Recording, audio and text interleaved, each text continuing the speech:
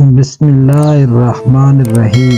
قاصدوں کی روانگی اور یوسف کی خوشبو۔ ادھر یہ قافلہ مصر سے چلا، ادھر اللہ نے حضرت یوسف علیہ السلام کی خوشبو غمزدہ والد کو پہنچا دی تو حضرت یعقوب علیہ السلام اس وقت موجود اولاد کو فرمانے لگے کہ مجھے تو یوسف علیہ السلام کی خوشبو آ رہی ہے، لیکن تم اعتبار نہ کرو گے، اس وقت تک حضرت یوسف علیہ السلام کی گمشدگی کی مدت کو 80 سال گزر چکے تھے۔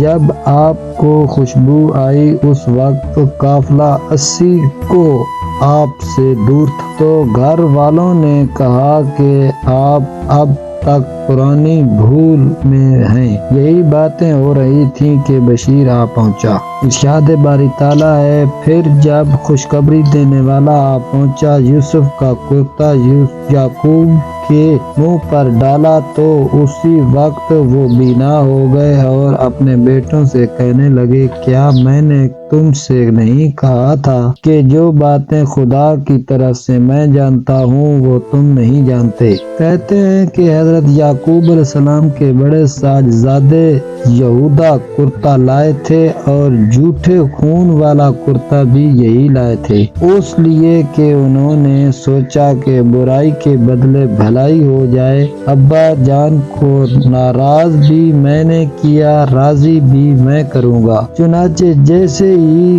کرتا والد بزرگوار کی آنکھوں پر ڈالا گیا، بینائی لوٹ گئی تو اس کو اپنے بچوں سے کہنے لگے کہ میں ہمیشہ تم سے کہا کرتا تھا کہ خدا کی طرف سے کچھ باتیں میں جانتا ہوں جو تم نہیں جانتے۔ یہاں اللہ تعالیٰ کی عجیب قدرت کا اظہار ہوا کہ جب حضرت یوسف علیہ السلام کنعان کے کنویں میں تھے تو والد صاحب کو خوشبو نہ آئی اور مصر سے کرتا چلا، ادھر ابا جان نے اعلان کر دیا کہ مجھے یوسف کی خوشبو آ رہی ہے۔ شیخ سعدی نے یہ واقعہ اس طرح نقل کیا ہے، کسی نے پوچھا اس سے جس نے اپنا بیٹا گم کر دیا تھا کہ اے روشن موتی اور بوڑھے دانا، مصر سے اس کے کرتے کی خوشبو سونگھ لی، کنعان کے کنویں میں کیوں نہ دیکھتا تھا؟ بولے کہ ہمارے حال بجلی کی طرح ہیں، کبھی پیدا ہوتی ہے، کبھی چھپ جاتی ہے، کبھی بلند مقامات پر بیٹھتا ہوں، کبھی اپنے پاؤں کے اوپر بھی نہیں دیکھ سکتا۔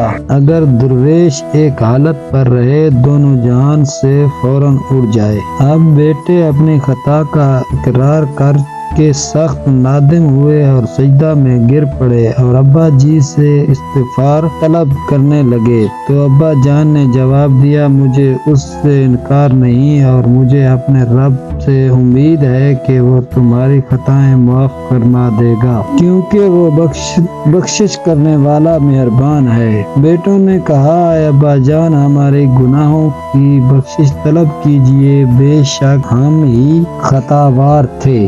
والد نے جواب دیا کہ میں عنقریب اپنے رب سے بخشش کی دعا کروں گا، یقیناً وہ بڑا بخشنے والا نہایت مہربان ہے۔ حضرت یعقوب علیہ السلام کی اولاد اور سب چھوٹے بڑے 70 آدمی تھے۔ سب کے لیے یوسف علیہ السلام نے سواریاں بھجوائی تھیں۔ سب سوار ہو کر مصر روانہ ہو گئے۔ حضرت یوسف علیہ السلام نے کنعان سے مصر تک ہر منزل پر ضیافت کا انتظام کیا ہوا تھا۔ جب مصر کے قریب پہنچے تو یہودا نے ایک تیز رفتار کو روانہ کیا کہ حضرت یوسف علیہ السلام کو والد بزرگ کی آمد کی خبر پہنچائیے۔ حضرت یوسف علیہ السلام نے ملک کے ریان کو خبر پہنچائی۔ ملک اس سعادت مندی کے واسطے بمائے حضرت یوسف علیہ السلام کے استقبال کے واسطے روانہ ہوا۔ بادشاہ کی حکمت سے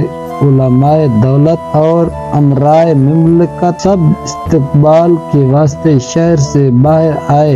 हजरत यूसुफ अलैहिस्सलाम कमाल हशमत से इस्तकबाल के वास्ते आगे पहुँचे। हजरत याकूब अलैहिस्सलाम की नजर जब शाही सवारी पर पड़ी तो यहूदा से दरियाफ्त किया कि ये शायद मुल्क रैयान नमूदार हुआ है। यहूदा ने कहा ये आपका फर्जंद जमनंद है, हजरत यूसुफ अलैहिस्सलाम अजीज मिस्र है। हजरत याकूब अलैहिस्सलाम घोड़े से उतरे और बादशाह मिस्र भी पापियादा हुआ। हजरत यूसुफ अलैहिस्सलाम बादशाह पर सबकत करके अपने वालिद बुजुर्ग को पहुँच आए। हजरत याकूब अलैहिस्सलाम ने हजरत यूसुफ अलैहिस्सलाम को अपने सीने से लगाया और ऐसे रोए कि दोनों बेहोश हो गए। जब होश में आए तो मुल्क रैयान इब्ने वलीद ने कदम बोसी की और तमाम अरकान दौलत ने इस्तकबाल किया। फिर तख्त पर बिठाया और ताज़ीमी सजदा किया जैसा कि ऊपर गुजर चुका है। तफसीर हक्कानी में है कि बिरादरान यूसुफ को बादशाह रैयान ने उम्दा कतिया जमीन मकानात के वास्ते दिया था जिसको अमीस कहते हैं।